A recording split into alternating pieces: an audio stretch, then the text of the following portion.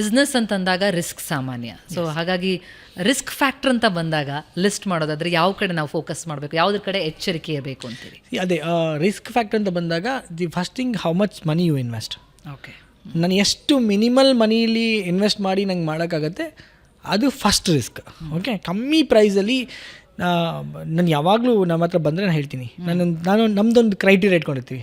ಈ ಪ್ರಾಡಕ್ಟ್ ತೊಗೊಂಡೋಗಿ ರೋಡಲ್ಲಿ ನಿಂತ್ಕೊಂಡು ಮಾರ್ಕೊಬರ್ಬೇಕು. ನಮ್ಮ ಪ್ರಾಡಕ್ಟ್ ಇದೆ, ಇದು ರೋಡಲ್ಲಿ ನಿಂತ್ಕೊಂಡು ಮಾರ್ಬೇಕು ನೀನು ಅಂತ. ಅಥವಾ ನಾವು ಯಾವುದೋ ಒಂದು ಹೋಟ್ಲ್ ಹೇಳ್ತೀವಿ, ಅಲ್ಲಿ ತುಂಬ ಕಾರ್ಸ್ ಬರುತ್ತೆ, ಅಲ್ಲಿ ಇದು ಮಾರಬೇಕಪ್ಪ, ಇದು ಮಾರೋಕ್ಕಾಗತ್ತೆ ಅಂತ ಹೇಳ್ತೀವಿ. ಅವನು ಮಾರ್ಕೊಂಡು ಬಂದರೆ ನಮ್ಮನಿಗೆ ಮುಂದೆ ಸಪೋರ್ಟ್ ಮಾಡ್ತೀವಿ. ಓಕೆ, ಮಾರ್ಕೊಂಡು ಬರಲಿಲ್ಲ ನಾವು ಸಪೋರ್ಟ್ ಮಾಡಲ್ಲ. ಓಕೆ, ನಿನ್ನ ಪ್ರಾಡಕ್ಟನ್ನು ನೀನು ಹೋಗಿ ರೋಡ್ ಸೈಡಲ್ಲಿ ನಿಂತ್ಕೊಂಡು ಮಾರಕ್ಕೆ ರೆಡಿ ಇಲ್ಲ ಅಂದರೆ you are not eligible to do a business. Okay, you should know ನಾನು ರೋಡಲ್ಲಿ ಬೇಕಾದ್ರೆ ನಿಂತ್ಕೊಂಡು ಮಾರ್ತೀನಿ ಅನ್ನೋ ಕಾನ್ಫಿಡೆನ್ಸ್ ನಂಗೆ ಇರಬೇಕು. I don't have a ego. ನನ್ನ ಪ್ರಾಡಕ್ಟ್ ನಾನು ಎಲ್ಲಿ ಬೇಕಾದ್ರೆ ನಿಂತ್ಕೊಂಡು ಮಾರ್ತೀನಿ ಅನ್ನೋ ಕೆಪಾಸಿಟಿ ಇದ್ದರೆ ಮಾತ್ರ business. That's the first criteria. ಈಗೋನ ಫಸ್ಟ್ ಕೆಳಗಿಡಬೇಕು. ನಾನು ಬಿಸ್ನೆಸ್ ಮಾಡಿ ಎಲ್ಲ ಕಳ್ಕೊಂಡು ಎಲ್ಲ ಆದಮೇಲೆ ಫಿನಾಯಿಲ್ ತೊಗೊಂಡು ರೋಡಲ್ಲಿ ಫಿನಾಯಿಲ್ನ ಸೈಕಲ್ ಇಟ್ಕೊಂಡು ತೊಗೊಂಡೋಗಿ ಹೋಟ್ಲ್ಗಳಿಗೆ ಕೊಡ್ತಿದ್ದೆ. ಹೋಟೆಲ್ಗಳಿಗೆ ಇಷ್ಟೆಲ್ಲಿ ನೀವು ಶಿವಮೊಗ್ಗದಲ್ಲಿ ಬಂದು ಯಾವ ಹೋಟ್ಲಿಗೆ ಕೇಳಿದ್ರು ನಿವೇದನ್ ನಿಮಗೆ ಎಷ್ಟು ವರ್ಷದಿಂದ ಪರಿಚಯ ಅಂತ ಕೇಳಿದ್ರೆ ನಿವೇದನ್ ನಮಗೆ ಹೋಟ್ಲುಗಳಿಗೆ ಫಿನಾಯಿಲ್ ತಂದು ಕೊಡ್ತಾ ಇದ್ದ ಅಂತ ಹೇಳ್ತಾರೆ.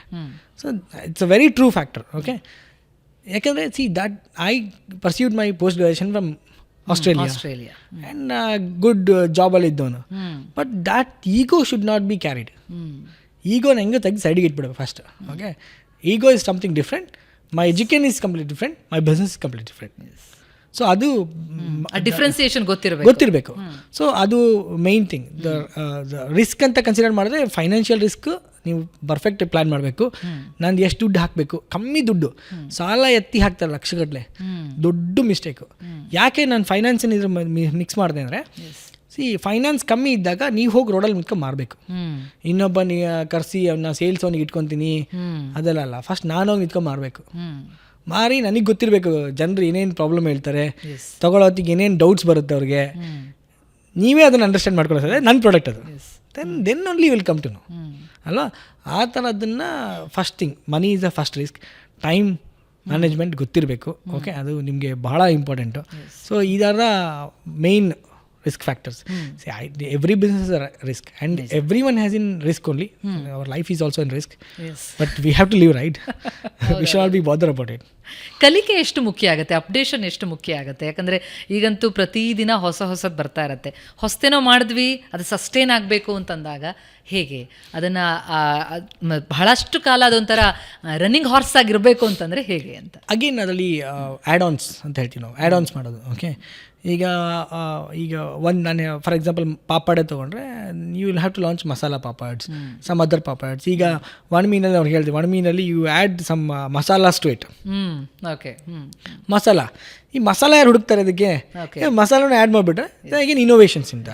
So add ons. So every product has a life. ಈಗ ನಿಮ್ಗೆ ಆ್ಯಂಟಿಬಯೋಟಿಕ್ ಇದ್ದಂಗೆ, ಆ್ಯಂಟಿಬಯೋಟಿಕ್ ನಾವು 3 ಡೋಸು 5 ಡೋಸ್ ತೊಗೊಳ್ತೀವಿ ಗೊತ್ತಾ. ಹಿಂಗೆ ಬಂದು ಹಿಂಗೆ ಕೆಳಗೆ ಬರ್ತಿದ್ದಂಗೆ ಇನ್ನೊಂದು ಡೋಸ್ ಕೊಡಬೇಕು, ಅವಾಗ ಮತ್ತೆ ಮೇಲೆ ಹೋಗುತ್ತೆ ಮಾರ್ಕೆಟಲ್ಲಿ. ಸೊ ಅದೇ ಥರ ಏನೋ ಒಂದು ಹೊಸ ಪ್ರಾಡಕ್ಟ್ ಹಿಂಗೆ ಡೌನ್ಫಾಲ್ ಆಗ್ತಿದ್ರೆ ನೀವು ಇನ್ನೊಂದು ಇನೋವೇಷನ್ಸ್ ಮಾಡಿ ಅದಕ್ಕೆ ಸ್ವಲ್ಪ ಆ್ಯಡ್ ಆನ್ ಮಾಡಿದ್ರೆ ಮತ್ತೆ ಮಾರ್ಕೆಟಲ್ಲಿ ಹೊರಗಡೆ ಹೋಗಿ ಶುರು ಆಗುತ್ತೆ. ಸೊ ಆ ಥರ ಪ್ರಾಡಕ್ಟ್ ಲೈಫ್ ಸೈಕಲ್ನ ಇಂಪ್ರೂವ್ ಮಾಡ್ತಾ ಬರ್ಬೋದು. ಓಕೆ, ಹೊಸತನಗಳು ಬೇಕು, ರಿಸ್ಕ್ ಇದೆ, ಆದರೆ ಮಾಡುವಂಥ ತುಡಿತ ಬೇಕು. ಈ ಎಲ್ಲ ಫ್ಯಾಕ್ಟ್ರಿಗಳ ನಡುವೆ ಸದ್ಯಕ್ಕೆ ನಮ್ಮ ದೇಶದಲ್ಲಿ ಸ್ಟಾರ್ಟಪ್ಗೆ ಹೇಗಿದೆ? It's a booming period in fact. So ಏನಾಗುತ್ತೆ, ಇಂಡಿಯಾನ ಎಲ್ಲರೂ ಫೋಕಸ್ ಮಾಡ್ತಿದ್ದಾರೆ. ಸೊ ಮ್ಯಾನುಫ್ಯಾಕ್ಚರಿಂಗ್ ಹಬ್ ಆಗಬೇಕು ಇಂಡಿಯಾ ಅನ್ನೋದು. So compare to other nation ನಾವು ಇಂಡಿಯಾದ ಈಗ ತುಂಬ ಫೋಕಸ್ ಮಾಡ್ತಿದ್ದಾರೆ ಎಲ್ಲರೂ. India is a good resourceful and again populated country, ನಮಗೆ ವರ್ಕ್ಮೆನ್ಶಿಪ್ ಸಿಗುತ್ತೆ ಅಂತ. ಓಕೆ, ಸೊ ಅದಕ್ಕೋಸ್ಕರ ಈಗ ಏನೇ ಸ್ಟಾರ್ಟ್ ಮಾಡಿದ್ರು lot of support. Okay, I think ಈ ಟೈಮನ್ನು ಯೂಸ್ ಮಾಡಿಕೊಂಡು ಇನೋವೇಷನ್ಸ್ ಮೇಲೆ ಫೋಕಸ್ ಮಾಡಿ ಪ್ರಾಡಕ್ಟ್ ಡೆವಲಪ್ ಮಾಡಿಕೊಂಡು ಹೋದರೆ ಇಟ್ಸ್ ಬಿಗ್ಗೆಸ್ಟ್ ಇದೆ. ನಾನು ಈ 2024 onwards we thought will support entrepreneur ಅಂತ.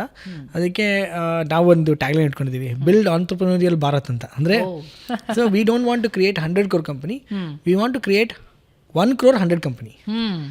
That makes economy strong. So ಆ ಥರದ ಮೇಲೆ planning and hopefully it's all going on. ಕೆಲವು companies already doing great in the market and this ಇಯರಲ್ಲಿ ಇನ್ನೂ ಸ್ವಲ್ಪ ಅದನ್ನು ಜಾಸ್ತಿ ಮಾಡಿ ಬೂಸ್ಟಪ್ ಮಾಡ್ತೀನಿ.